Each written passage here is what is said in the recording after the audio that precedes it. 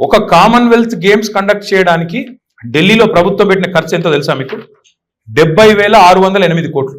ఇక్కడ ఇంకొక ఆశ్చర్యకరమైన విషయం చెప్తాను. Congress government by the way. ఇది ఒరిజినల్ ఎస్టిమేట్ కంటే 114 రెట్లు ఎక్కువ. తమిళనాడు రాష్ట్ర ప్రభుత్వం 42 కోట్లు ఖర్చు పెట్టింది ఈ రేస్ కండక్ట్ చేయడానికి కోసం. అక్కడ ఆర్పిపిఎల్ అనే సంస్థతో ఒప్పందం చేసుకున్నది. వాళ్ళు 200 కోట్లు ఇన్వెస్ట్ చేసింది. ఆర్పిపిఎల్ రాష్ట్రం 42 కోట్లు ఇన్వెస్ట్ చేసింది. ఫార్ములా 4 23లో బ్రహ్మాండంగా ఈ చెన్నై, పూణే, గుజరాత్ ఇట్లాంటి ఆటోమొబైల్ కేంద్రాలను, స్థావరాలను దాటి హైదరాబాద్ బ్రాండ్ ఇమేజ్ పెంచి, తెలంగాణ బ్రాండ్ ఇమేజ్ పెంచి మన పిల్లలకు ఉద్యోగ అవకాశాలు కల్పించాలి, ఇక్కడ మ్యానుఫ్యాక్చరింగ్ హబ్ చేయాలనే ఉద్దేశంతో ఈ ఫార్ములా ఈని ఇక్కడ తెచ్చింది. ప్రమోటర్ ఒక ఆయన ప్రైవేట్ ఆయనని పట్టుకున్నాం, గ్రీన్ కో, ఏస్ అర్బన్ అనే కంపెనీ వాళ్ళ సబ్సిడరీ. ఆయన 100 కోట్లు 110 కోట్లు ఆయన పెట్టాడు.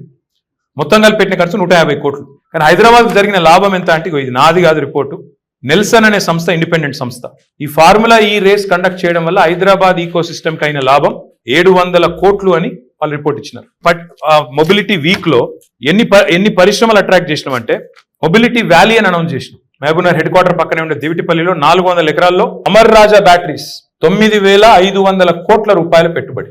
అమర్ రాజా బ్యాటరీస్ దివిటిపల్లిలో మొబిలిటీ వ్యాలీలో పెట్టింది. హ్యుండై 1,400 కోట్లు మొబిలిటీ వ్యాలీలో పెట్టింది. మొత్తం కలిపి ఇగో 2,500 కోట్లు. అది నేను చెప్పేది అమర్ రాజా కాకుండా, హ్యుండై కాకుండా 2,500 కోట్లు. ఆ ఒక్క వారంలోనే ఎప్పుడైతే మనం ఫార్ములా ఈ రేస్ కండక్ట్ చేసినామో, దాంతోపాటు మొబిలిటీ వీక్ అని కండక్ట్ చేసినామో, అందులో 2,500 కోట్లు. అది కాకుండా దివిటిపల్లిలో 9,500, అది కాకుండా హ్యుండైది 1,400 కోట్లు.